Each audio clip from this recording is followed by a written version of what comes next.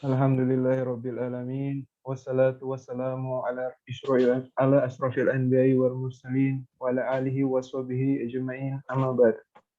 Alhamdulillah, sore ini kita dapat berkumpul lagi dalam acara kajian sunnah tarbiyah ruhiyah PTKP FKUA Rumah Sakit Dr. Sutomo Surabaya yang pada hari ini akan disampaikan oleh Ustadz Aunur Rafiq LC dengan tema Hari Raya menurut Sunnah Rasulullah Sallallahu Alaihi Wasallam. Pertama-tama, marilah kita mendengarkan tilawah Quran dari Dr. Muhammad Asmi Agung. Kepada Dr. Muhammad Asmi Agung dipersilahkan. Assalamualaikum warahmatullahi wabarakatuh. Waalaikumsalam warahmatullahi wabarakatuh. A'udzu billahi minasy syaithanir rajim. Bismillahirrahmanirrahim. Inna fatahna laka fatham mubina liyaghfira laka Allahu ma taqaddama min dzambika wa ma ta'akhkhara wa yutimma ni'matahu 'alaika wa yahdiyaka siratan mustaqima wa yansuraka Allahu nasran aziza huwallazi anzala as-sakinata fi qulubil mu'minina liyazdadu imanan ma'a imanihim walillahi junudus samawati wal ardh wa kana Allahu aliman hakima liyudkhilal mu'minina wal mu'minati jannatin tajri min tahtihal anhar khalidina fiha wa yukaffiru anhum sayi'atihim wa kana dzalika indallahi fawzan 'azim. Artinya, sesungguhnya kami telah menganugerahkan kepadamu kemenangan yang nyata.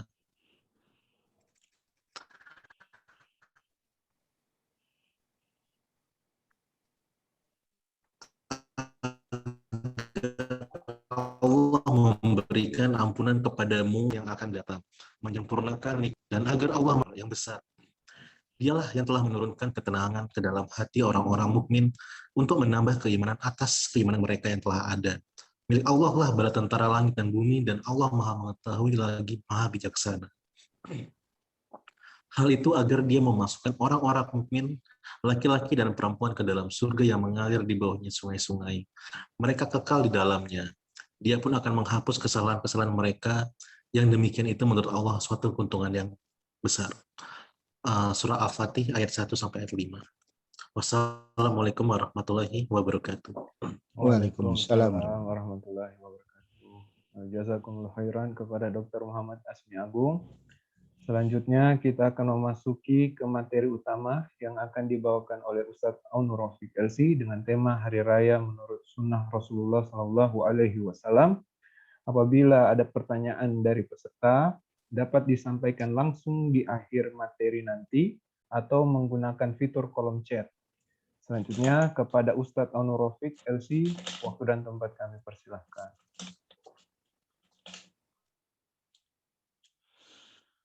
Assalamualaikum warahmatullahi wabarakatuh. Innal hamdalillah nahmaduhu wa nasta'inuhu wa nastaghfiruh wa na'udzu billahi min shururi anfusina wa sayyiati a'malina may yahdihillahu fala mudilla lahu wa may yudlil fala hadiya lahu.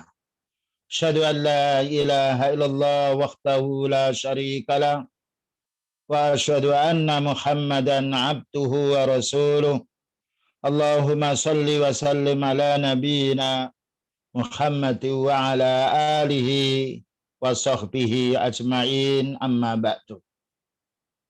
Para ikhwan wa akhwat, bapak-bapak dan ibu yang berada di Rumah Sakit Dr. Rustama dan juga di mana berada, alhamdulillah pada sore hari ini hanya Allah lah yang memberi kesehatan kita, kesehatan badan dan juga kesehatan hati, sehingga Allah Ta'ala mengumpulkan kita untuk menuntut ilmu syar'i. Karena kita kaum muslimin wajib menuntut ilmu syar'i yang bersumber dari Al-Quran dan Sunnah untuk kebahagiaan kita sementara di dunia dan kebahagiaan yang kekal di akhiratnya nanti. Dan alhamdulillah kita pada bulan Ramadan ini dengan berkat rahmatnya Allah Ta'ala sudah 25 hari yang kita amalkan berupa siam yang wajib ini. Demikian juga qiyamul lail dan juga amal yang baiknya, terutama juga untuk menuntut ilmu. Karena Allah Ta'ala menurunkan Quran pada bulan Ramadan, berisyarah wajibnya kita menuntut ilmu. Inilah yang harus kita syukuri. Ternyata perintah Allah Ta'ala itu lebih mudah daripada kita mencari harta. Itulah ad-dinu yusrun, agama Islam itu mudah. Dan karena kita mungkin kurang beberapa hari lagi sudah keluar dari bulan Ramadan ini, ada amalan-amalan yang wajib kita ketahui hubungannya dengan Ramadan ini. Di antaranya kita berhari raya. Berhari raya menurut sunnahnya Rasulullah Sallallahu Alaihi Wasallam. Ya, kenapa? Karena hari raya ini bagian daripada ibadah. Jadi hari raya ini bagian daripada ibadah dengan dasar ayat surat Al-Baqarah 185. Tidak saya tulis di sini karena sibuknya waktu.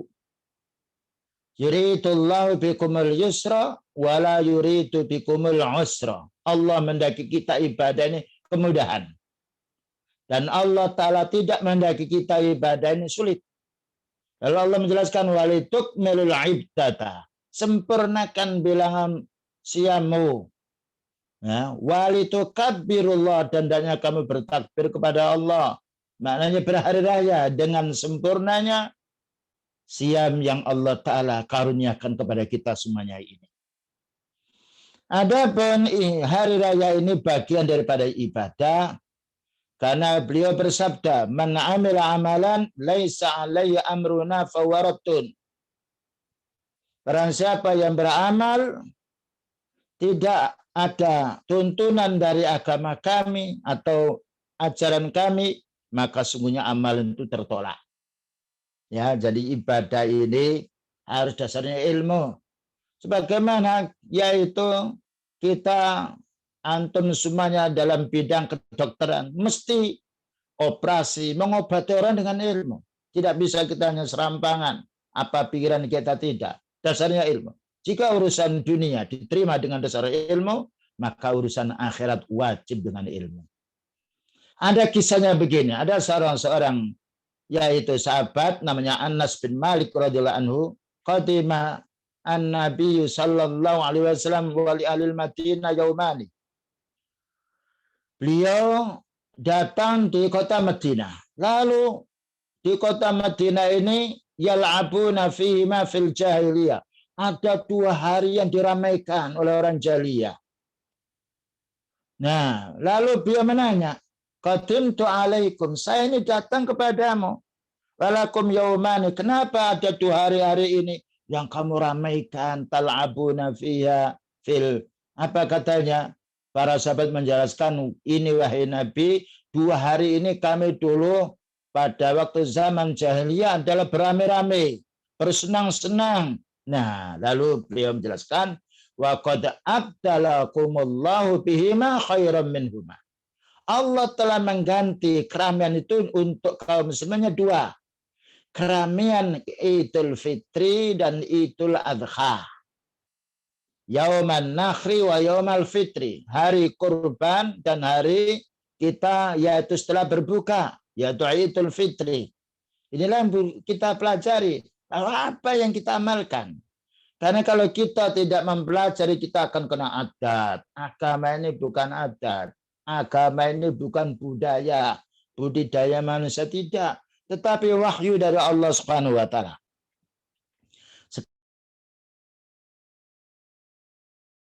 Sekarang kita kembali makna apakah hari raya itu. Nah, ya. Hari raya ini bahasa Indonesia. Tapi kalau bahasa Arabnya Eid. Nah, ya. Maka hari raya diungkapkan dalam kata yaitu Eid. Alif lam ain ya dal. Yang itu menunjukkan makna pertama perkumpulan. Ya, makanya namanya hari raya kumpul. Nah, jadi mana Eid, Idul Fitri, kumpul setelah kita berbuka puasa. Nah, itu makna yang pertama.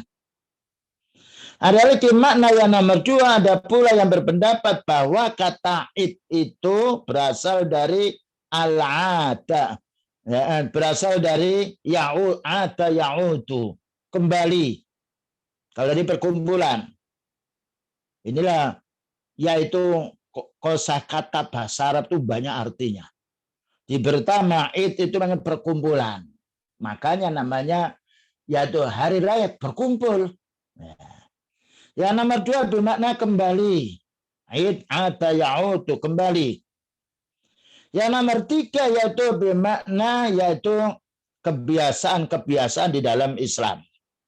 Ya, adat bermakna kebiasaan dalam Islam, bukan kebiasaan menurut yaitu manusia secara umum, tidak.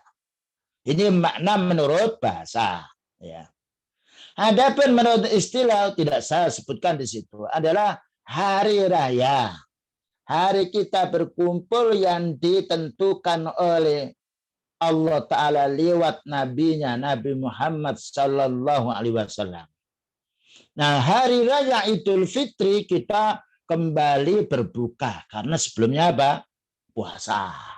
30 hari lalu nanti kita keluar. Id kembali kepada kita berbuka. Makanya dikatakan iftar. Ya, bukan kembali suci. Itu keliru. Kita kembali berbuka yang asalnya siam. Sedangkan Idul Adha, ya, yang itu adalah Idul Adha 2 bulan lagi, maka itu dinamakan kembali Al-Adha kurban. Mengingat sejarahnya Nabi Ibrahim alaihissalam. Nah, dijelaskan di sini oleh Al-Imam Ibnu Arabi rahimahullah ta'ala, hari raya dinamai dengan Id. Id itu bahasa Arab. Bahasa kita hari raya. Karena ia selalu kembali setiap tahunnya. Jadi, yaitu kembali setiap tahunnya. Dan selalu berulang. Ya. Yang membawa kepada kebahagiaan. Jadi hari rayanya orang Islam itu hanya 3. Perlu difahami. Pertama, Idul Fitri, yang nomor 2 Idul Adha. Yang nomor 3 hari raya pekanan, yaitu sholat Jum'ah. Makanya kumpul. Dikatakan Jum'ah berkumpulnya orang. Dikatakan Id karena setiap pekan kita berkumpul. Kebiasaan kita kumpul hari Jum'ah untuk sholat Jum'ah. Jadi hanya 3. Dalam Islam tidak ada hari raya selain daripada 3 ini. Nuzul Quran, atau Rojaban, atau Raya Isra Mi'raj tidak ada. Itu tadi dengan penjelasan hadis yang baru kita baca tadi. Ini harus kita pahami.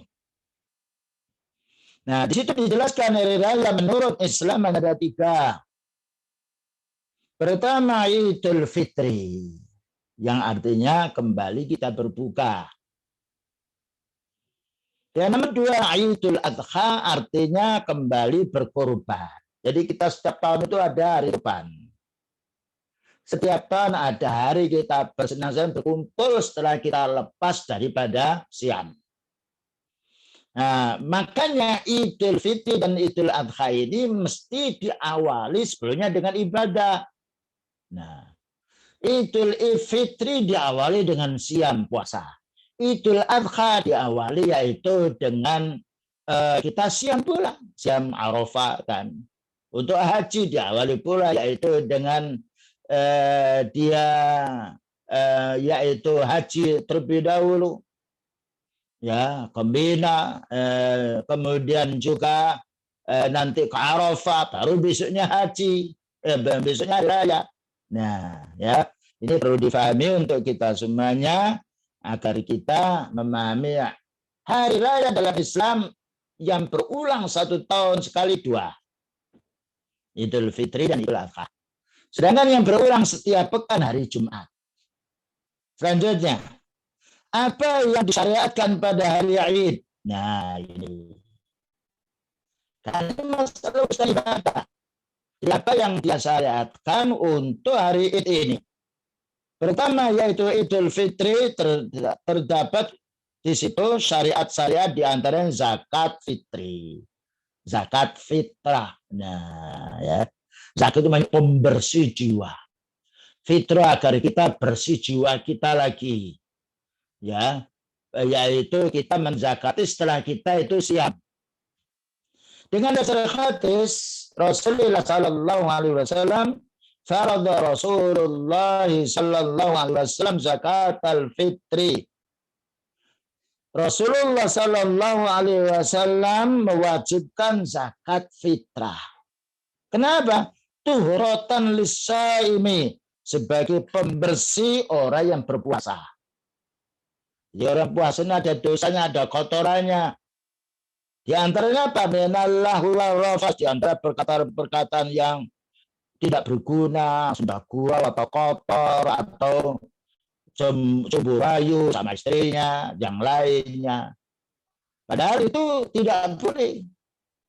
Tapi ketika kita lupa atau namanya salah, maka Allah Ta'ala mewajibkan kita, yaitu Rasulullah SAW mewajibkan kita zakat fitrah untuk membersihkan noda-noda siam kita ini supaya diterima oleh Allah Ta'ala. Itu yang pertama. Nah, itu keutamaan zakat fitrah. Kemudian nomor 2, waktu matur masakin, memberi fakir miskin, ya, makanan fakir miskin. Jadi zakat fitrah tidak boleh berupa mata uang. Tidak boleh berupa yaitu buah-buahan sayur. Karena itu makan pokok yang boleh. Yaitu kalau kita beras, orang Arab rumah, ya gandum, ya kemudian ada lagi yang makan pokoknya jagung, ya jagung. Tidak boleh dikasih. Tidak boleh dikasih makan karena orang miskin punya ternak, tidak boleh. Karena di situ tak mata lima sakin. Karena ada qabla sholat, barang siapa yang membagikan zakatnya ini sebelum sholat Id. Mananya sebelum sholat Id, makanya setelah subuh dibagikan. Ya. Atau malam raya, boleh malam raya. Atau 1 hari sebelumnya boleh kita berpergian, ya. 1 hari atau 2 hari sebelumnya boleh.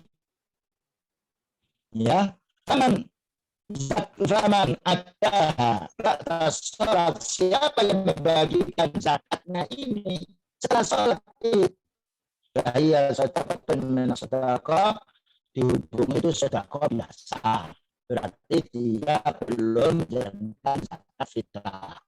Ini perlu kita ambil bersama, ya. Nah, karena itu kita harus menyiapkan sekarang zakat ini. Wujudkan makanan pokok yaitu beras, nasi, ya, yaitu beras. Nah, sekarang kita boleh simpan sekarang, ya, yaitu di antara 1 shot 3 kilo kurang lah, ya, tidak dilengkapi 3 kilo tidak mengapa, atau 2 kilo 7 on boleh, tapi pas 3 kilo. Disimpan sekarang, tapi nanti pembagiannya boleh sehari sebelum raya atau 2 hari, yang paling bagus pagi subuh hari raya. Kita bagikan agar orang miskin itu dia bisa makan. Dan ini diwajibkan zakat fitrah ini untuk semua keluarga kita. Ya. Untuk semuanya keluarga kita. Baik yang tua, yang muda, anak kita yang baru lahir, ya, maka wajib Dan kalau anak tentunya yang mengeluarkan zakat adalah orang tuanya. Kalau anak itu umur 5 tahun atau belum bisa mengeluarkan zakat sendiri, maka orang tuanya mengeluarkan. Ya.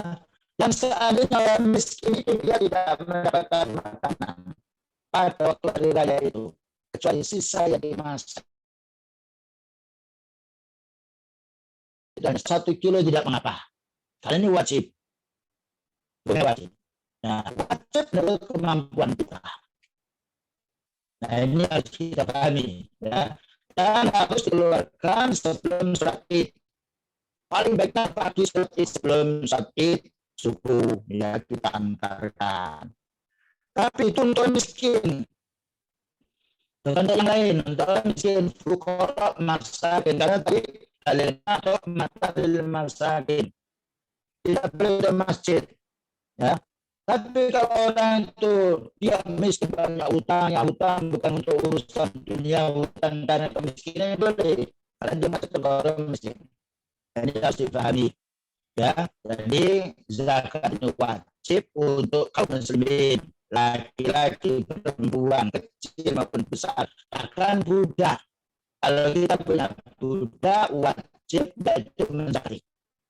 Kita lanjutkan. Kita ringkas saja, karena bisa dicari sendiri. Ya. Jika ada lagi yang boleh dibayarkan sehari atau 2 hari sebelumnya, keterangannya sudah jelas. Satu, hukum sholat Id. Sholat Id itu pokoknya. Kalau ulama berbeda pendapat terkait hukum sholat Id, baik Idul Fitri maupun Idul Adha. Ada 3 pendapat. Tadi, pertama fardu kifayah. Fardu kifayah itu maknanya bila ditegakkan atau dilaksanakan oleh sejumlah orang dan yang mencukupi di suatu negeri, maka kewajiban melaksanakannya menjadi gugur. Ya, kewajiban melaksanakannya menjadi gugur dari sebagian yang lain. Ini adalah pendapat yang terkuat oleh Imam Ahmad. Jadi ada yang mengatakan fardu kifayah maknanya kalau dalam satu bisa itu sudah yang sholat Id, yang lain tidak sholat Id gugur. Tapi yang tidak sholat Id tidak dapat pahala, cuma tidak dosa. Tapi pendapat ini kurang kuat.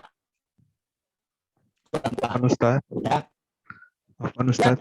Ya. Mohon izin, ini sepertinya audio dari Ustadz ini terdengar putus-putus di kami, Ustadz. Apa mungkin headset atau bagaimananya, Ustadz? Apa tanpa headset saja? Iya, tadi suaranya putus-putus. Iya, terus gimana tanpa headset saja? Coba ya.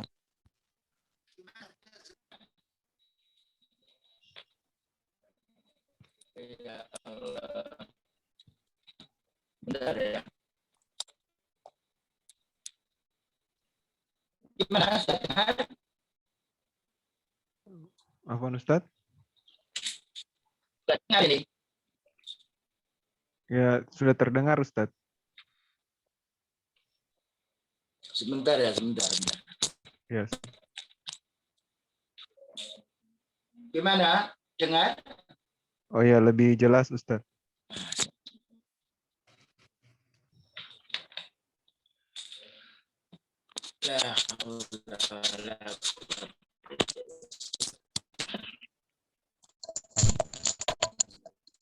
Mana dengar ya?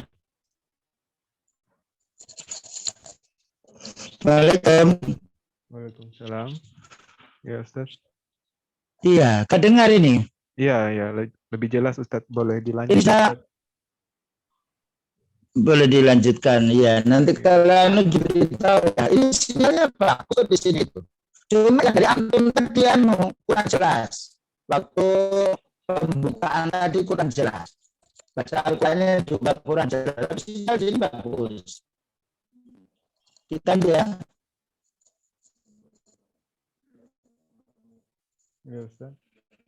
Kalau nanti kalau tidak jelas kami di Ini Ya. suaranya masih putus-putus lagi, Ustaz. La haula wala quwata illa billah. Harus gimana nih? Iya ini. Coba antum beri suara. Ya, Ustaz. Ini sudah sangat besar ini.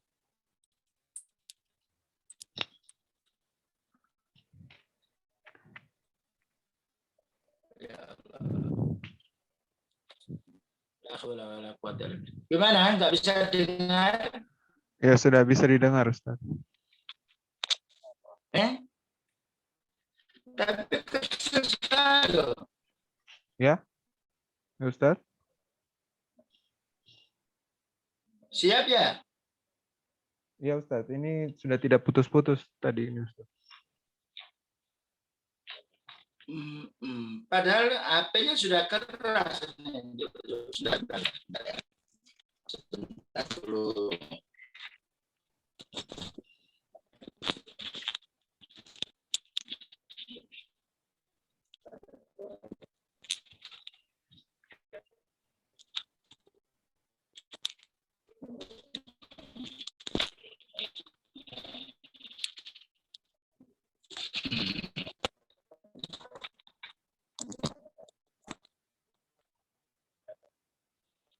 Gimana nih? Dengar ya?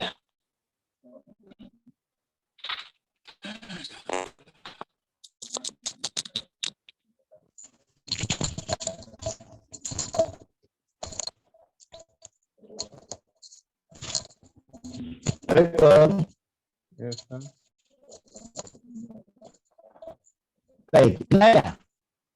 Suara terdengar, Ustaz, cuma masih Iya, ini- putus-putus, Ustaz. Iya. Subhanallah berjumlah ya.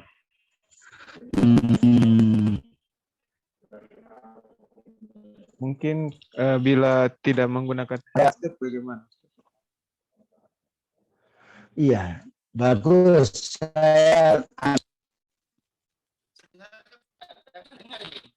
Oh, kalau ini tidak terdengar, Ustaz. Ini tidak terdengar, Ustaz. Ya? Tidak terdengar. Kecil suaranya. Loh iya, ini enggak terdengar ini kalau enggak. Subhanallah.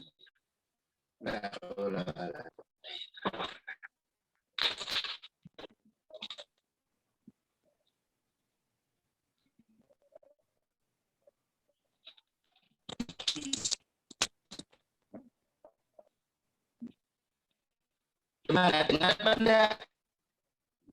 Terdengar, Ustaz. La haula wala quwwata illa billah.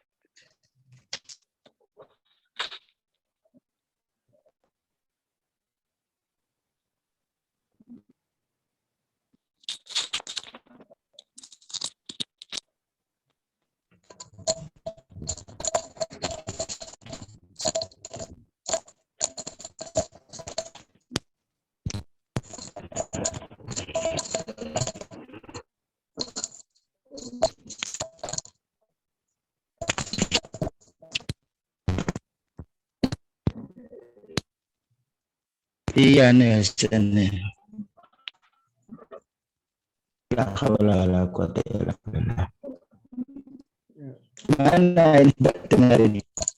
Sekarang sudah mulai jelas terdengar, Ustaz. Ya? Sekarang mulai jelas terdengar, Ustaz. Putus-putusnya berkurang, Ustaz. Mulai jelas. Iya. Bagaimana? Sekarang jelas. Ini mulai putus. Gimana? Bismillah. Ya, iya, jelas, Ustaz. Oh. Sekarang jelas. Iya, jelas, Ustaz. Nah, baik. Ya. Hafal. Baik, kita lanjutkan masalah tentang hukum sholat Id. Karena nanti kalau tidak diberitahu lagi. Jadi ulama beda pendapat ada 3. Pertama fardu kifayah.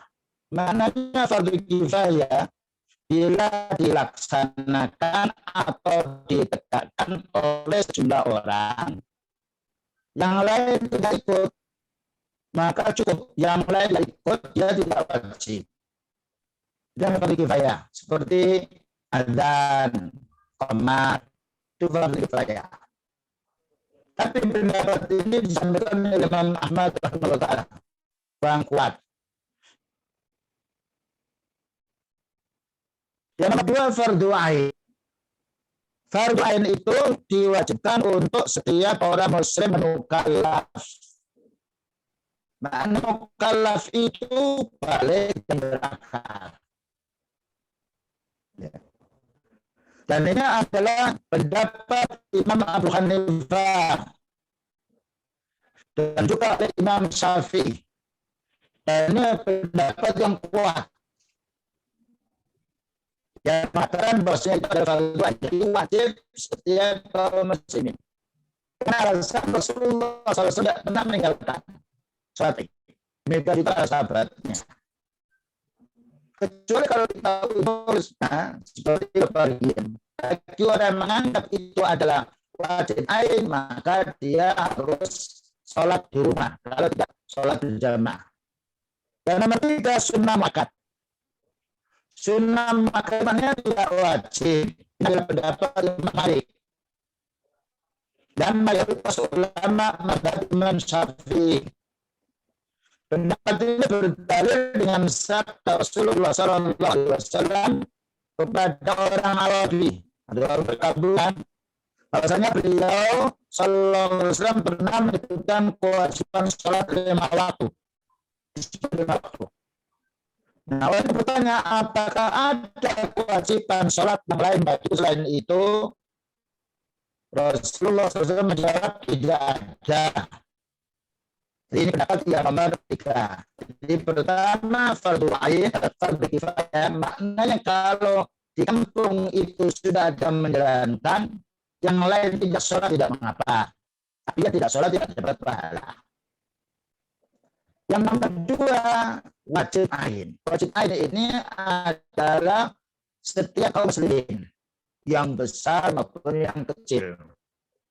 Bahkan dalam satu hadis, yaitu wanita-wanita yang haid pun harus datang untuk menyaksikan kota itu sendiri. Ini harus kita pahami. Ya. Ada lagi yang mengatakan sunnah muakkad, sunnah yang mendekati yang wajib. Namun pendapat yang terkuat adalah yang mengatakan bahwasanya sholat itu adalah hukumnya fardu ain. Kecuali kalau kita memiliki udzur, umpamanya tidak tahu atau dalam keadaan safar. Namun walaupun dalam keadaan safar, kita tetap menggantinya kalau kita menjumpai bisa turun umpamanya di mobil. Nah, dasar yang mengatakan bahwasanya itu wajib dari surat Al-Kautsar ayat nomor 2. Fasholli li rabbika wanhar. Ya. Maka sholatlah karena Rabbmu dan berkorban. Di situ fasholli itu fi'il amar. Ya, menunjukkan perintah sholatlah dan berkorbanlah. Maka menggabungkan antara sholat dan korban. Ketika kita wajib, sholatnya wajib.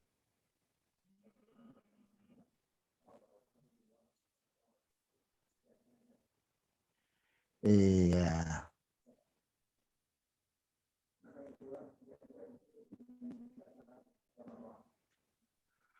Iya.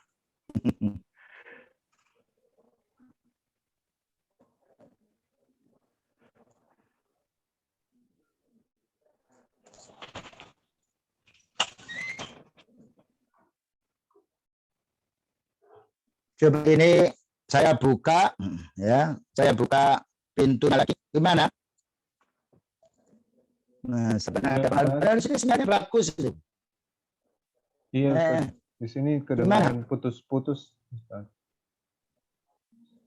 Iya. Apa boleh? Dari sini antum bagus. Gitu. Iya, Ya. iya. Apa boleh kami izin matikan video Ustadz supaya biar lebih jelas audionya, Ustadz? Ya. Kita coba Ustaz. Oh gitu ya. Iya, kita coba. Boleh. Kita coba. Ya, dimatikan dulu ya. Videonya saya izin matikan biar fokus di suaranya Ustaz. Ya. Balik. Ya Ustaz, boleh. Ya, silakan Ustaz, mungkin bisa dilanjut Ustaz. Baik. Nah, gimana? Jelas sekarang ya? Ya, sekarang lebih jernih suaranya Ustaz, tidak putus-putus. Iya, ya ini. Berarti internetnya ini. Baik ya. Jadi Ya. gini, kita lanjutkan. Bahwasanya kesimpulannya sholat id, pendapat yang kuat adalah hukumnya wajib.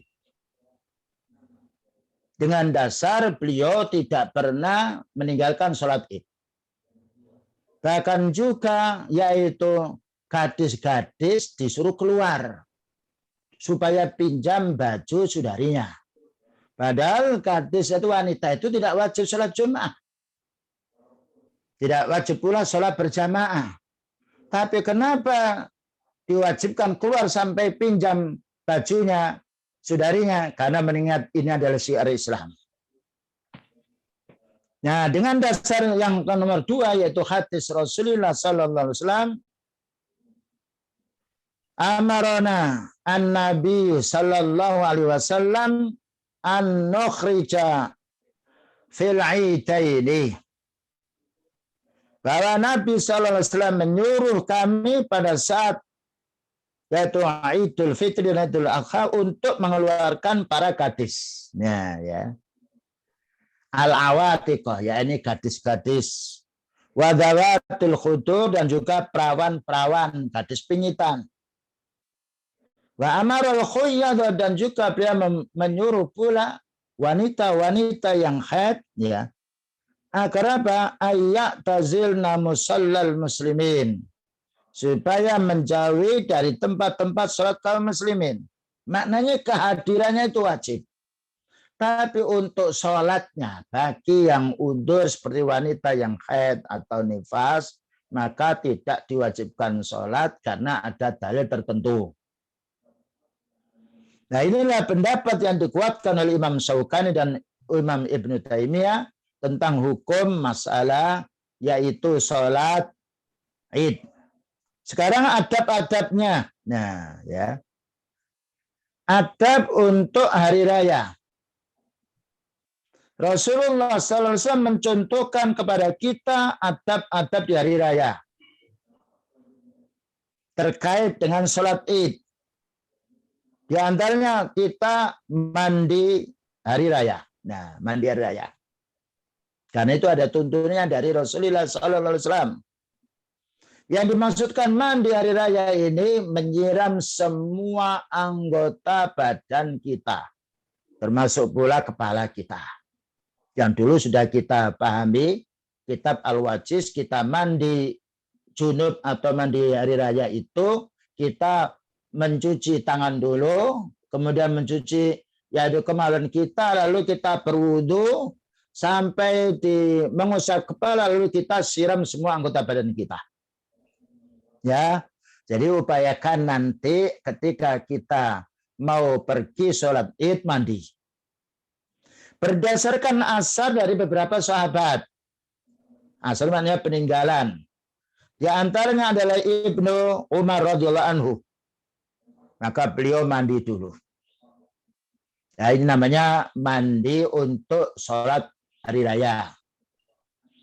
Adapun orang yang junub, yang yaitu habis kumpul dengan istrinya, maka cukup dengan 2 niat. Pertama, mandi menghilangkan khadas besar. Yang nomor 2, niatnya mandi hari raya. Yang nomor 2, membersihkan diri.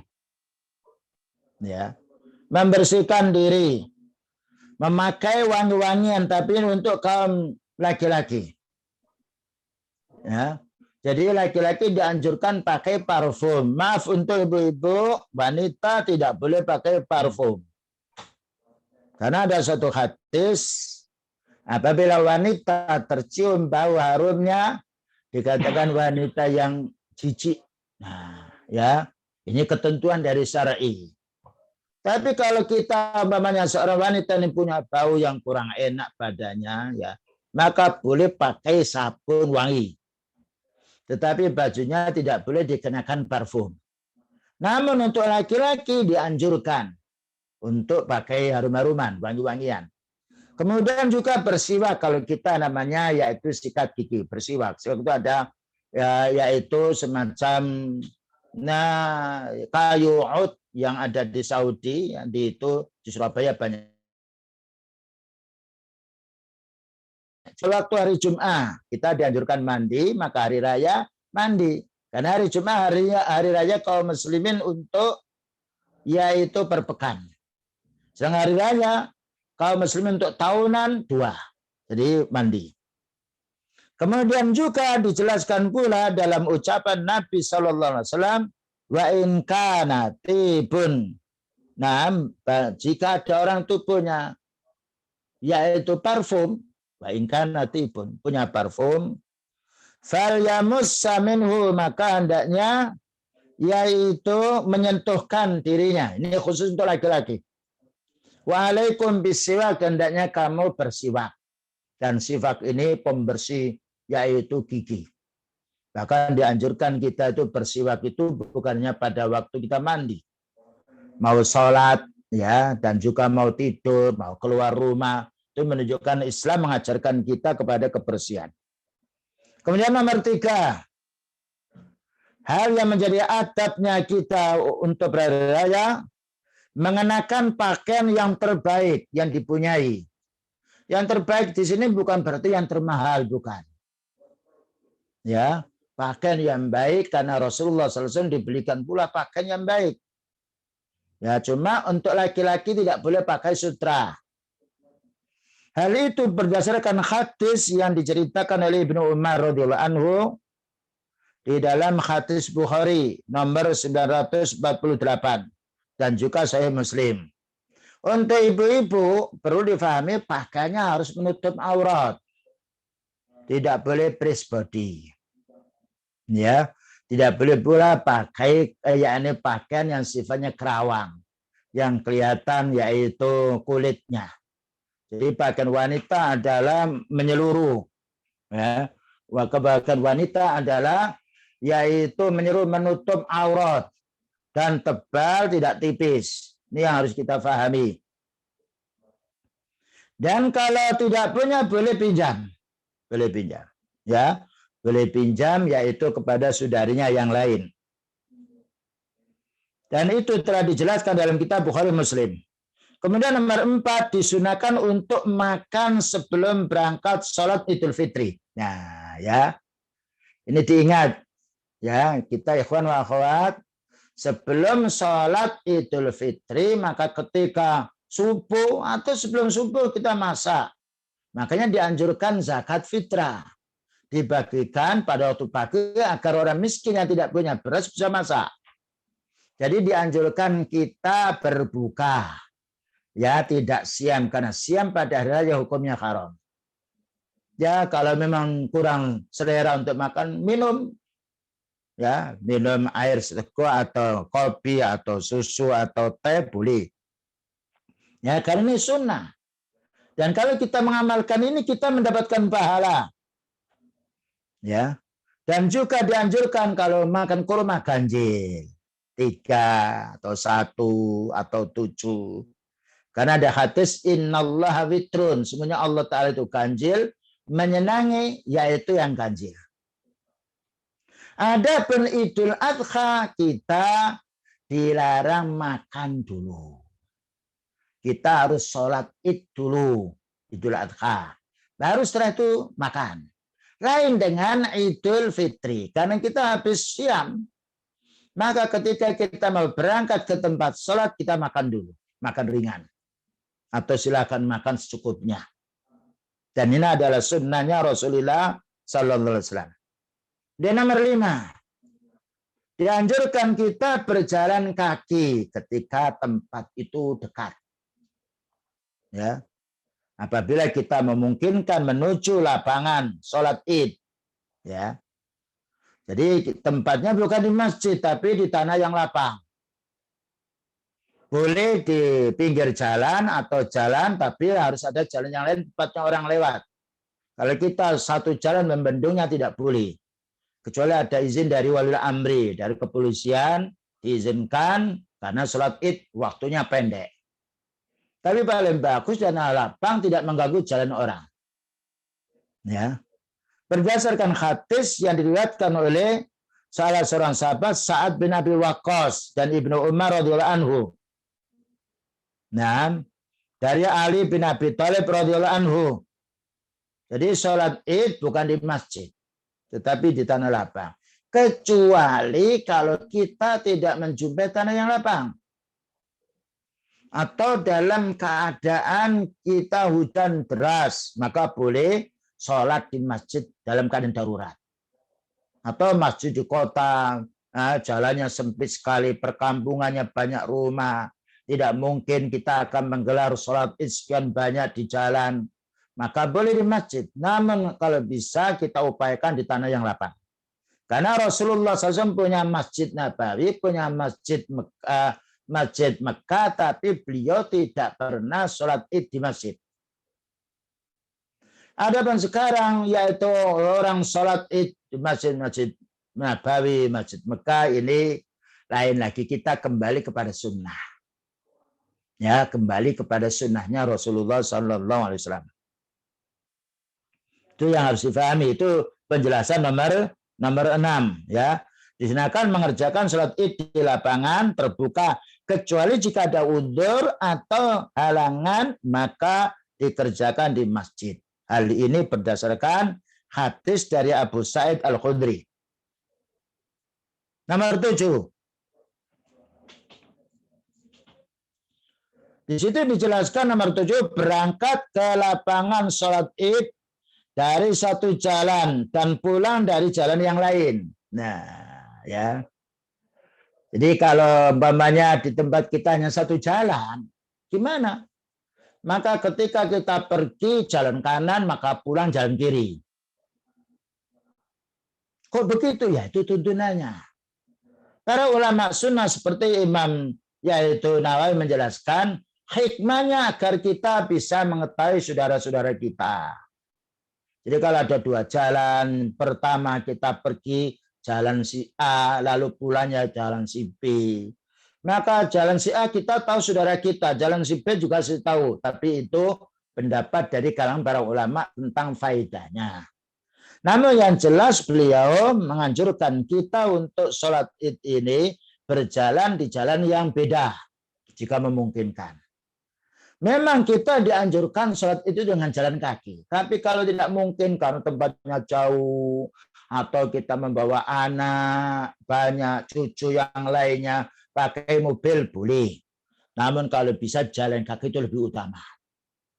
Ya, pakai sepeda motor juga boleh, pakai sepeda kaki boleh, tapi utamanya berjalan kaki. Kalau ini mampu. Apabila tidak mampu harus disorong dengan sepeda. Yang lain tidak mengapa, karena dia tidak mampu. Ini harus kita pahami. Kemudian juga yang nomor 8 diantaranya, bagi makmum dianjurkan untuk bersegera datang ke lapangan sholat id. Ini sering terjadi keterlambatan. Bahkan imam menunggu makmum ini keliru. Makmum hendaknya datangnya agak belakang, imam duluan. Ya, jangan sampai ya sekarang umpamanya ada batas, dan paling bagus setelah terbit matahari beberapa saat ya, 15 menit, 20 menit itu mulai sholat. Tapi kalau kondisi memang kita harus mengumpulkan orang tidak mengapa. Makanya kita perlu mengaji dulu agar kita tahu bagaimana makmum ini segera datang ke tempat sholat. Setelah sholat subuh berangkat, itu bagus ketika tempat itu agak jauh. Tapi kalau dekat, upayakan sebelum terbit matahari sudah berada di tanah lapang. Sehingga nanti ketika sudah terbit matahari beberapa saat, baru dimulai yaitu sholat id. Kemudian juga dianjurkan pula bertakbir sejak kita keluar rumah menuju tempat sholat id. Ya. sejak keluar rumah menuju ke tempat sholat id. Karena Allah Ta'ala berfirman, walitukmilul iddata, sempurnakan bilangan siammu, walitukabbirullaha ala ma hadakum, dan bertakbirlah kamu kepada Allah karena Allah Ta'ala telah memberi petunjuk kepada kalian. Ini dianjurkan takbir. Hanya saja untuk takbir ini bagi kaum pria dianjurkan untuk keras. Ya. Namun tidak boleh bersama-sama.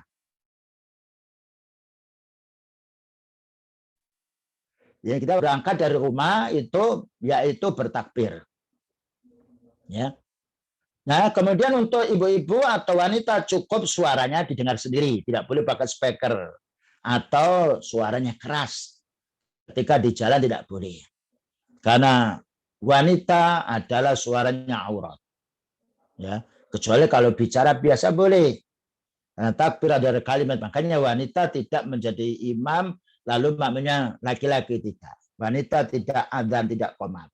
Tapi itu diwajibkan untuk kaum pria supaya tidak terjadi fitnah. Ya. Nah, takbir maksudnya mengagungkan Allah.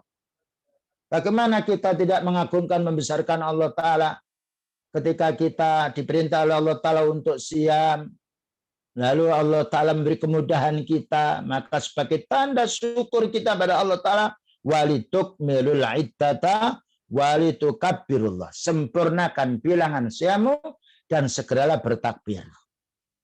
Wala'allakum tashkurun, supaya kamu itu mau bersyukur. Nah, jadi takbir ini, kalau takbir sholat id dimulai menjelang yaitu maghrib. Ya, menjelang maghrib. Ini sholat id, Idul Fitri loh. Menjelang maghrib ya, sampai yaitu datang imam sholat id.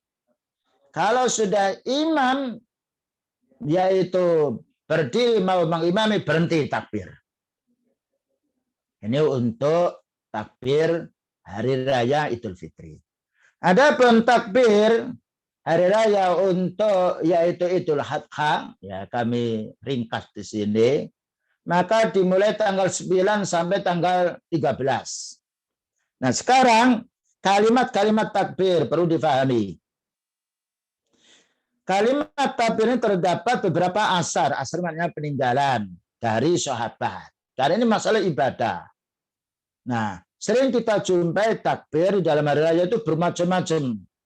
Namun yang ada tuntunan dari sahabat, pertama, Allahu Akbar, Allahu Akbar, Allahu Akbar, La ilaha illallah, Wallahu Akbar, Allahu Akbar, walillahil hamdu. Itu maaf, itu tulisannya kebalik itu. Jadi membacanya dari kiri dulu, mestinya dari kanan. Ya. Jadi dibaca dari kiri karena itu terburu-buru tadi menulisnya. Jadi dibaca dari kiri. Allahu Akbar, Allahu Akbar, Allahu Akbar. 3 kali. La ilaha illallah, Allahu Akbar. Allahu Akbar, walillahil hamdu. Ini macam pertama. Adapun shadaqa wa'da wa hazamal ahzaba tidak ada dalil. Jadi nanti kalau memang kita semuanya mendengarkan ada tambahan, kita cukup yang ini. Karena ini contohnya dari para sahabat. Ada lagi yang beda sedikit. Allahu Akbar, Allahu Akbar, Allahu Akbar. La ilaha illallah, wallahu akbar. Walillahil hamdu. Ya. Jadi di situ ini yang nomor 2 dari Ibnu Mas'ud. Allahu Akbar, Allahu Akbar, Allahu Akbar. La ilaha illallah, wallahu akbar. Allahu Akbar, walillahil hamdu. Ini macam yang nomor 2. Yang nomor 3.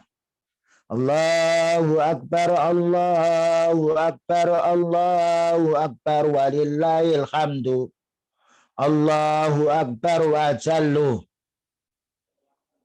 Nah, ini contoh-contoh yang ada, ya. Jadi ringkasnya saya ulang lagi. Allahu Akbar, Allahu Akbar, Allahu Akbar. La ilaha illallah, wallahu akbar, walillahil hamdu. Kemudian tidak ada sholat sunnah sebelum dan sesudah sholat id. Ya, tidak ada sholat sunnah sebelum dan sudah sholat id. Jadi kalau kita masuk masjid, mau sholat id, tidak ada sholat tahiyatul masjid. Tidak ada sholat sunnah. Dan tidak ada yaitu qomat. Tidak ada as-sholatu jami'ah, mari sholat jami'ah, tidak ada. Itu adanya sholat yaitu gerhana. Jadi cukup kita, mari kita sholat. Ya, kita takbir, tidak ada adzan, tidak ada qomat. Ya, ini berdasarkan riwayat dari Jabir bin Samurah. Jadi perlu difahami, tidak ada sholat sunnah, ba'diyah, tidak ada sholat sunnah, qobliyah. Sebelum sholat id tidak ada sholat sunnah, setelah sholat id tidak ada sholat sunnah. Dan juga tidak ada adzan, tidak ada qomat.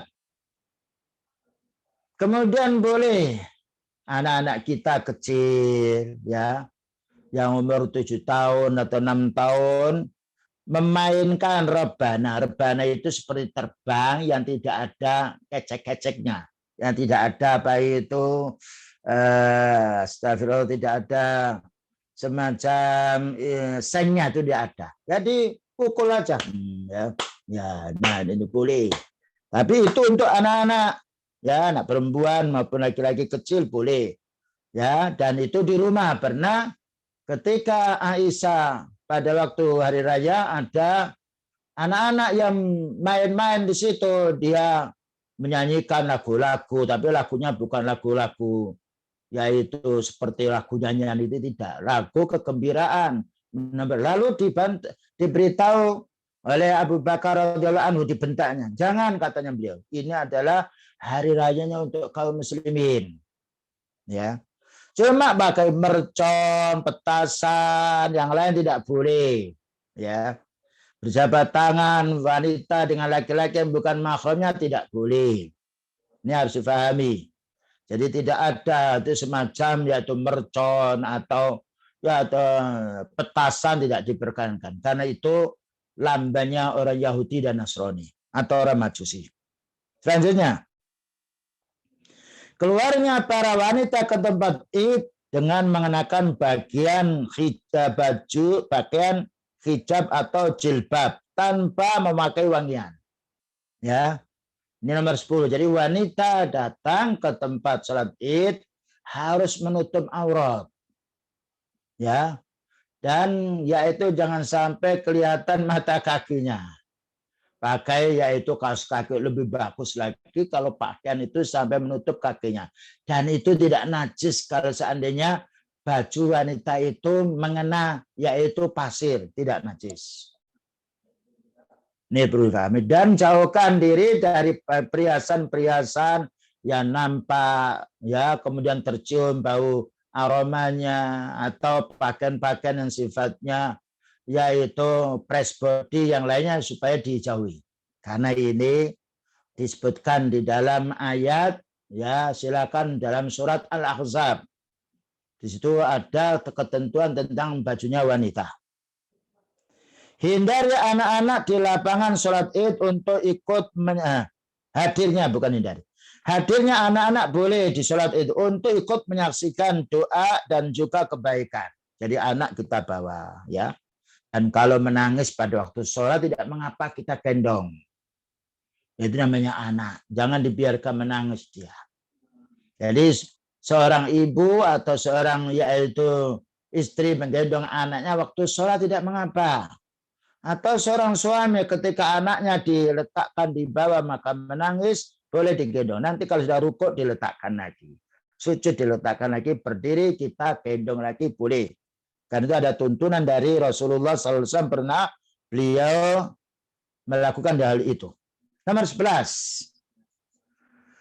Saling memberi ucapan selamat ketika berjumpa dengan saudaranya. Ya. Tapi bukan minal aidin wal faizin. Nah, itu tidak ada, ya. Minal aidin wal faizin kita kembali lagi dan kita semoga bahagia, tidak. Yang ada itu taqabbalallahu minna wa minkum. Nah, ini seperti dipahami. Itu yang diajarkan oleh para sahabat. Taqabbalallahu minna wa minkum, artinya ya Allah, semoga Allah menerima amal kami, siam kami, qiyam kami, sedekah kami, dan juga wa minka, dan semoga Allah Ta'ala menerima amalmu. Jadi kalau kita berjumpa, ayah kita, ya, saudara kita, saudari kita mengatakan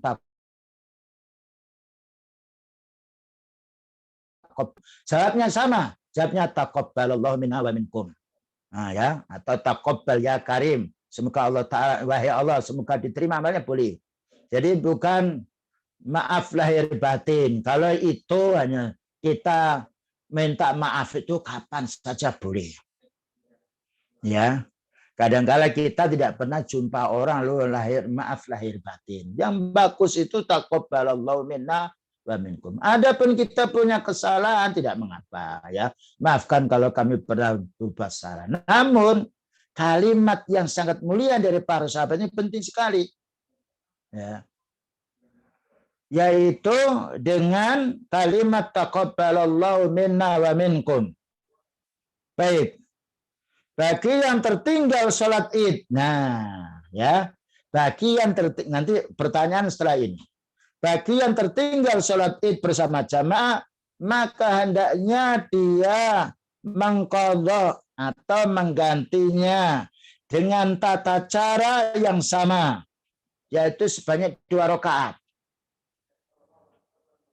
Sholat Id 2 rakaat, bukan 4, bukan 3. Hal ini berdasarkan hadis Rasulullah Sallallahu Alaihi Wasallam. Umpamanya begini, kita tidak tahu kalau hari ini Id. Ternyata setelah zuhur baru dikabari. Karena kita bepergian jauh, maka kita hendaknya sholat Id sendiri. Nah, di sini dijelaskan pula waktu sholat Id. Nah, ya. Perlu dipahami. Awal waktu sholat Id adalah ketika matahari naik, ya, sepenggalahan atau setinggi tombak setelah terbitnya. Atau bahasa kita, lihat nanti pas terbit. Itu ada jam atau di mana itu ada jam di HP. Kalau sudah suruk, ya, sudah terbit, sekitar yaitu 15 menit. Nah, kalau sekarang mungkin yaitu terbitnya itu, terbit matahari itu jam 5 lebih 30 mungkin. Bukan ya, jam 5.30. Maka upayakan bisa jam 5.45 atau jam 6 enggak apa-apa. Jam 6 itu terlalu lama. Ya, ini kalau kita yang mendirikan sholat loh. Tapi kalau kita ikut sholat di tempat yang lain, ya kita mengikuti waktu mereka. Yang bagus itu kita segera untuk menjalankan sholat Id. Cuma kalau sholat Idul Fitri kita agak siang sedikit. Menanti mereka datang ketika mereka sedang masak mau makan, ya. Namun kalau untuk sholat Idul Adha kita dianjurkan segera. Karena apabila kita sudah sholat Id, maka kita segera berkurban. Beda dengan sholat Idul Fitri. Kita makan dulu baru berangkat menuju ke tanah lapang. Ada pun akhir waktunya sampai tergelincirnya matahari. Akhir waktunya. Jadi umpamanya kita telat belum mengadakan sholat Id jam 10 pagi boleh, karena kita tidak tahu. Ya, atau jam 9. Nah, yang penting sebelum duhur. Kalau sudah duhur berarti itu bukan sholat duha lagi. Jadi sholat Id itu seperti waktunya sholat duha. Ya, hanya saja dianjurkan setelah terbit matahari beberapa saat kemudian dengan sholat. Kemudian tata cara sholat Id. Tata cara sholat id hendaknya imam meletakkan pembatas di depannya. Jadi imam itu di depannya harus ada sutro. Sutro pembatas. Jaraknya antara tempat sujud ditambah sekitar 15 cm lah. Di depannya itu harus ada patokan. Itu namanya sutro, pembatas. Nah, kalau sudah imam itu ada pembatasnya, makmum tidak pakai pembatas enggak apa-apa. Karena makmum itu pembatasnya adalah pembatasnya imam. Jadi walaupun di depannya tidak dikasih yaitu tenda, tidak mengapa. Yang penting imam ini dia harus ada yaitu kayu di depannya sebagai sutro, penghalang si dia. Sehingga ada hewan yang lewat tidak mengapa. Ya, ini kewajiban untuk seorang imam. Dan bagi takmir atau yang mengadakan sholat id betul-betul harus perhatikan ini. Dan tidak ada perbedaan pendapat di antara para ulama bahwa sholat id baik Idul Fitri maupun Idul Adha adalah 2 rakaat. 2 rakaat. Bukan 3, bukan 4. Nah, kemudian juga takbirnya 12 kali. Pertama kita ya niat. Ya niat-niatnya biasa namanya sholat itu. Kita niat sholat id, tidak dilafatkan. Ya, niat sholat id tapi tidak dilafatkan. Kemudian kita bertakbiratul ihram. Nah, bertakbiratul ihram kemudian membaca Fatihah. Oh, belum. Setelah takbiratul ihram kita membaca doa iftitah. Atau takbiratul ihram, saya ulang lagi. Takbiratul ihram dulu, kemudian setelah itu takbir 7 kali. 7 kali itu bersama takbiratul ihram. Ya. Jadi kita takbir Allahu Akbar. Nah, lagi supaya paham. Kemudian kita bertakbir lagi sampai 6. Nah, untuk mengangkat tangan takbir yang kedua ini khilaf ulama. Yang jelas angkat tangan itu pada waktu takbiratul ihram. Ya, pada waktu takbiratul ihram. Untuk takbir berikutnya juga kita membaca Allahu Akbar. Allahu Akbar. Nah, ya. Ketika sudah sampai 7 baru kita baca Fatihah. Ya. Dan suara keras. Setelah kita baca Fatihah, boleh membaca yaitu surat Al-Jum'ah.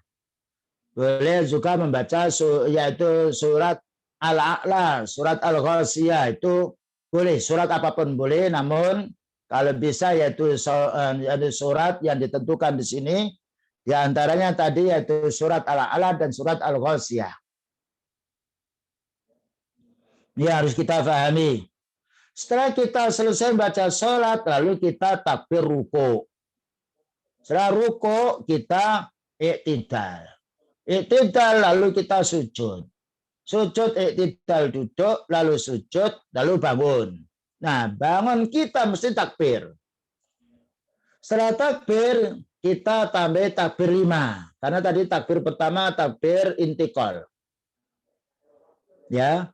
Nah, Allahu Akbar dengan tidak mengangkat tangan. Itu pendapat yang kuat. Sampai 5 kali. Setelah itu kita membaca surat. Atau mendengarkan yaitu imam itu. Nah, setelah itu rukuk dan seterusnya. Jadi saya ulang lagi. Salat id ini ada 12 takbir. Pertama kita takbiratul ihram. Lalu ditambahi 6 takbir lagi dengan takbiratul ihramnya. Ya. Ada lagi yang berpendapat 7 takbiratul ihram sendiri lalu takbir 7. Setelah itu kita membaca doa iftitah. Ya, doa iftitah yang biasanya. Lalu membaca Fatihah. Lalu membaca surat, lalu rukuk, ya, kemudian iktidal, sujud, duduk, iktidal, sujud, duduk di antara 2 sujud, lalu bangun. Setelah bangun kan kita takbir, kemudian kita menambahi 5. Nambah 5. Ini caranya kita meringkas seperti itu. Nah, sebagaimana bisa dibaca di dalam keterangan tersebut. Nah, di situ dijelaskan bisa juga membaca selain daripada surat yang telah disampaikan tadi. Bisa juga surat yang lain. Karena Allah Ta'ala berfirman, faqra'u ma tayassara minal Qur'an. Bacalah, yaitu ayat-ayat yang dihafal dari Al-Quran ini. Umpamanya tidak hafal surat Al-A'la, tidak hafal dari surat Al-Jasiyah, boleh membaca surat yang lain. Kemudian berikutnya, khutbah setelah sholat id. Ya. Jadi sholat id dulu, kemudian khutbah. Tidak boleh khutbah dulu lalu sholat. Beda dengan sholat Jum'ah. Sholat Jum'ah, khutbah dulu baru sholat. Dan sholat Jum'ah kita wajib mendengarkan khutbah. Sebagaimana wajib kita sholat Jum'ah. Tapi kalau baik ketika kita sudah sholat, mau mendengarkan khutbah boleh. Mau meninggalkan khutbah boleh. Fahami di sini. Jadi ketika sudah sholat id, kita mau pulang boleh. Dan mau mendengarkan kajian di situ, khutbahnya boleh. Di sini saya ulang lagi, saya baca. Setelah imam salam dan sholat terakhir, maka ia berdiri di tempat yang tinggi dan berkhutbah. Diupayakan tempat yang tinggi. Ya, pakai 3 tangga atau yang lainnya. Kenapa? Supaya orang-orang di belakang itu dia melihatnya. Guna menyampaikan nasihat dan juga mau'idah atau peringatan yang sesuai dengan keadaan dan kondisi mereka. Jadi diupayakan di sini khutbah ini pendek tetapi mempunyai makna arti. Menyelesaikan keadaan masyarakat setempat, entah itu perbuatan kedoliman atau yang lainnya. Kemudian juga mengajak mereka supaya bersyukur kepada Allah Subhanahu wa taala. Ini isi khutbah. Jadi khutbahnya bukan khutbah politik. Ya, bukan urusan kenegaraan, bukan. Khutbahnya bagaimana kita menjadi orang bersyukur kepada Allah. Ya, mengingatkan dosa-dosa kita. Dan jangan lupa memulainya dengan alhamdulillah, tidak dimulai dengan khutbah Allahu Akbar, Allahu Akbar, Allahu Akbar, tidak. Dimulai dengan alhamdulillah dulu. Setelah alhamdulillah selesai baru kita bertakbir. Boleh Allahu Akbar, Allahu Akbar, atau 3 kali. Allahu Akbar, Allahu Akbar, Allahu Akbar. La ilaha illallah, wallahu akbar. Allahu Akbar walillahil hamdu, lalu melanjutkan khutbahnya. Kemudian bagi para makmum di sini, maka mereka diberi pilihan apakah tetap duduk untuk mendengarkan khutbah atau pergi meninggalkan tempat sholat. Nah, ini yang perlu dipahami. Jadi untuk yaitu imam makmum di sini, ketika setelah salam, ketika imam berkhutbah, bagi makmum boleh mendengarkannya dan boleh meninggalkan. Karena itu terdapat pada hadis Rasulullah Sallallahu Alaihi Wasallam. Yang saya sampaikan ini sebenarnya ada dalil, ya. Cuma karena terbatasnya waktu, belum sempat untuk memindah dari dalil aslinya, tapi ini makna mengandung, makanya di situ disebutkan nomor-nomor sekian, perlu difahami marojiknya atau referensinya. Ya, jadi makmum setelah sholat pulang nggak apa-apa. Terutama apabila khutbahnya tidak bagus. Ya, banyak hal-hal yang menyimpang, kita pergi. Tapi kalau khutbah ini mengandung sunnah, subhanallah, hendaknya kita bisa mendengarkan yang baik.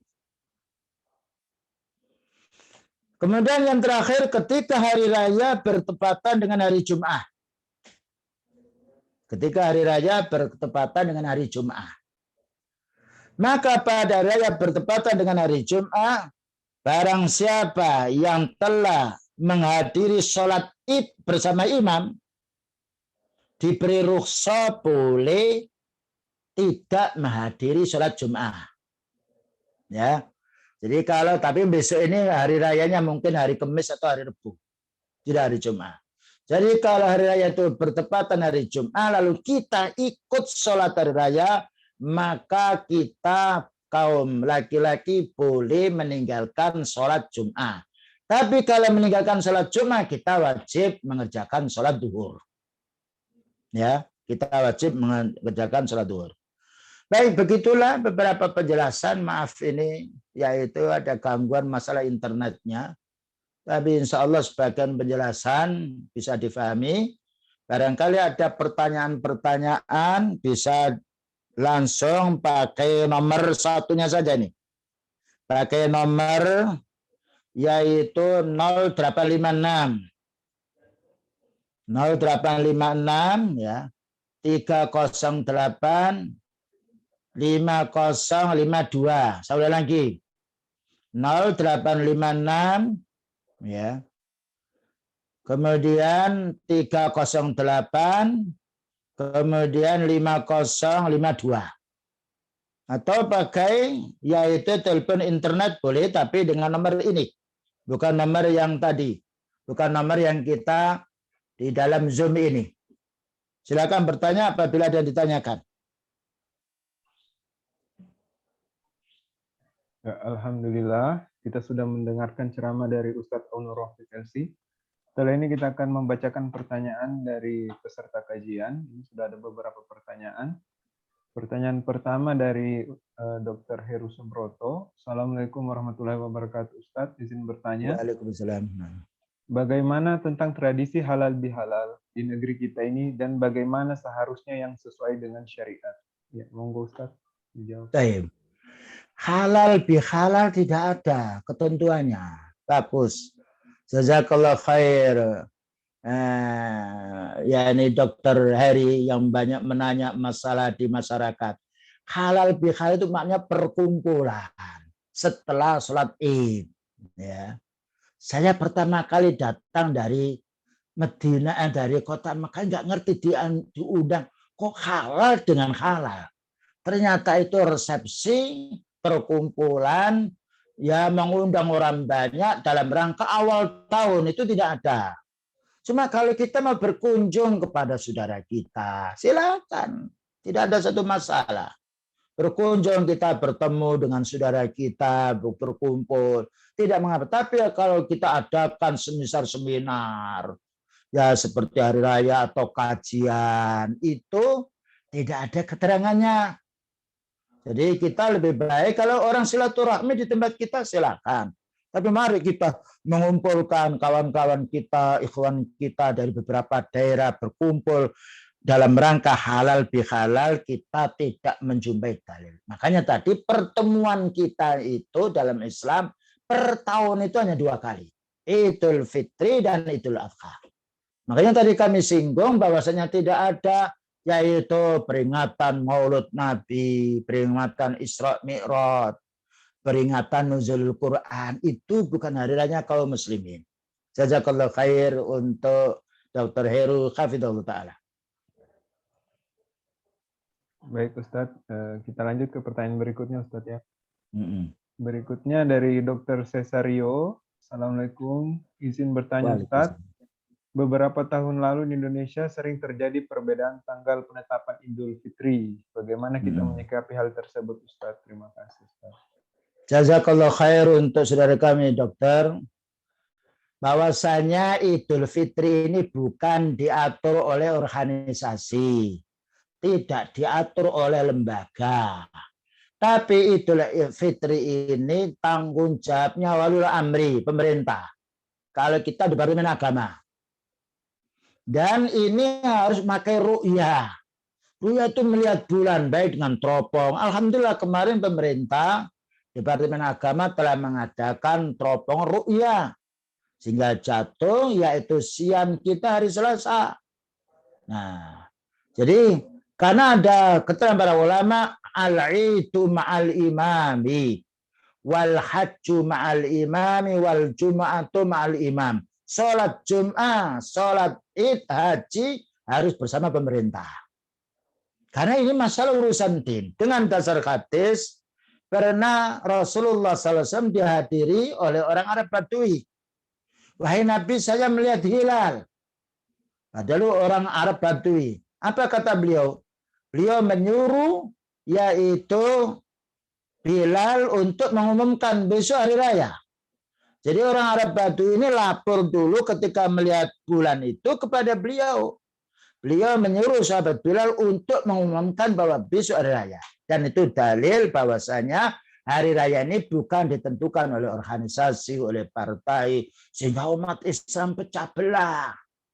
Ya, jadi tentang waktu, ketentuan Idul Fitri, Idul Adha, dan juga Siam ini haknya walul amri. Alhamdulillah pemerintah kita, Departemen Agama telah mengadakan ru'yah. Wallahu a'lam bishawab. Baik Ustadz, kita lanjut ke pertanyaan berikutnya Ustadz. Dari saudari Dr. Nelly Marseli. Assalamualaikum Ustadz, izin bertanya. Tadi dijelaskan tidak ada sholat sebelum dan setelah sholat id. Apakah ini Betul. berlaku untuk sholat duha? Pertanyaan berikutnya, bagaimana hukum sholat yang berjarak selama protokol COVID? Ya, terima kasih Ustaz.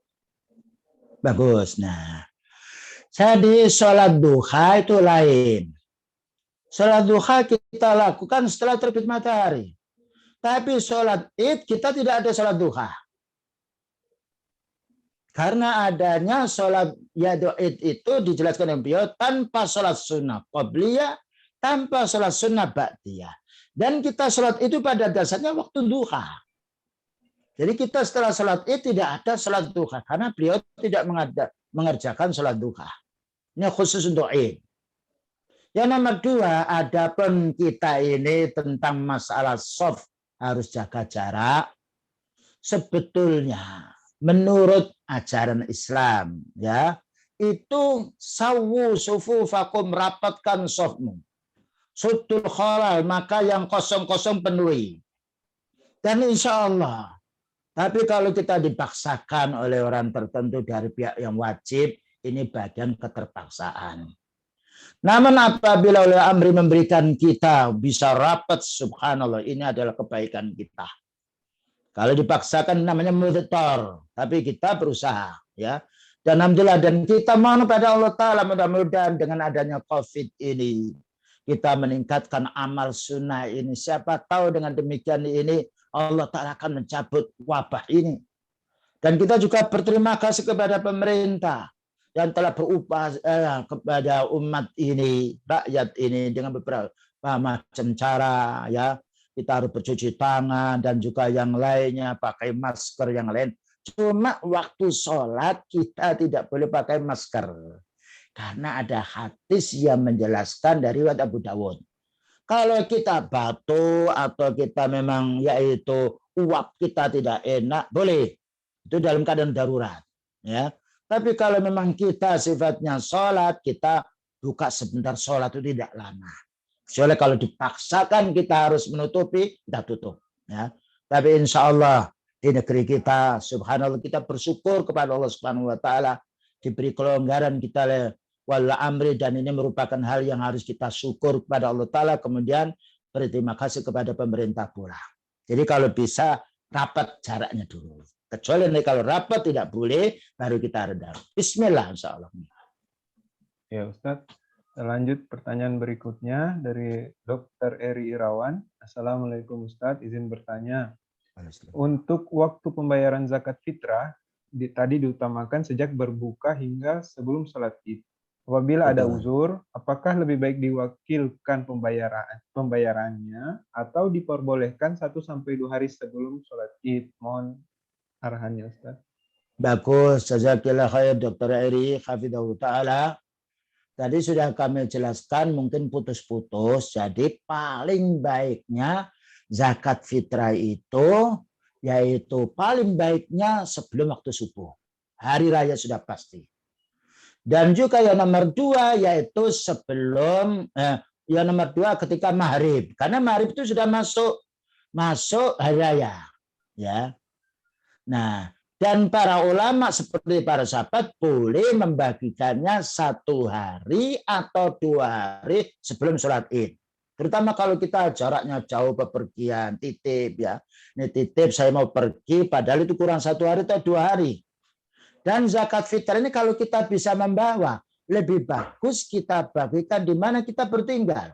Pokoknya kita Surabaya. Lalu kita bepergian di tengah, yaitu Jawa Tengah umpamanya, yaitu kita sedang hari raya, ada fakir miskin, kita bagikan di situ. Cuma kalau kita sebelum pergi, kita niatkan dulu, kita titipkan boleh. Tapi yang dititip harus amanat. Tidak boleh dibagikan sebelum 1 hari atau 2 hari hari raya. Tapi yang paling bagus pada waktu sholat subuh atau sebelum sholat subuh hari raya, biar mereka bisa masak dan makan bersama kita, bisa keluarga, yaitu tempat lapangan untuk sholat. Wallahu a'lam. Ya Ustadz, ini mungkin pertanyaan terakhir Ustadz dari saudari Ririn W. Anike. Assalamualaikum Ustadz, izin bertanya, benarkah tadi kita disunahkan untuk mengambil jalan yang berbeda saat berangkat dan sepulang sholat Id? Mungkin apa fadilahnya Ustadz? Kenapa disunahkan? Bagus. Nah, jadi ada hadisnya bahwasanya beliau itu kalau pulang pergi sholat Id itu jalannya beda. Pertama kita harus sami'na wa ata'na. Kita mendengarkan dan kita mentaati.